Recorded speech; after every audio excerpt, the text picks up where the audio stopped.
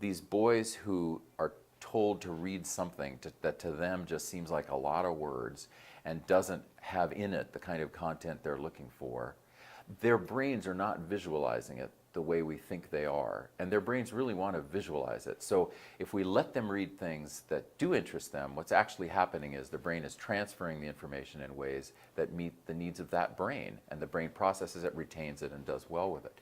So the ability of a boys' school to look at this, it's a laboratory, because what we find with boys' schools is that a lot of those boys who would be in another classroom, let's take 7th grade, they'd be in a co-ed classroom, and they might be very well suited there, but some of them in that classroom are overwhelmed by the literacy skills of the girls in that classroom.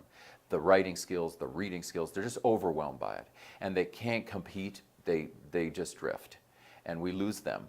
But in a boys' school, they are among compatriots, all of whom are sort of learning the same way, and so they can excel in ways that they couldn't there. They can do arts, they can create plays out of Shakespeare, you know, they do all these things without girls watching, without being embarrassed about girls. They can do all these things, and that just helps them develop better literacy. One of the things that's just great here at Army and Navy is the mentoring, that whole mentoring piece, the TAC officers, just in the broad category of mentoring. And it's a word that's used a lot. What do we really mean by it? I think what's happening here is what we mean by it.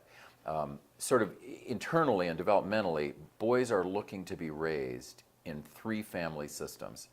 And so the first family is generally whatever is their nuclear unit. That's the first family. They're also looking to be raised by a second family.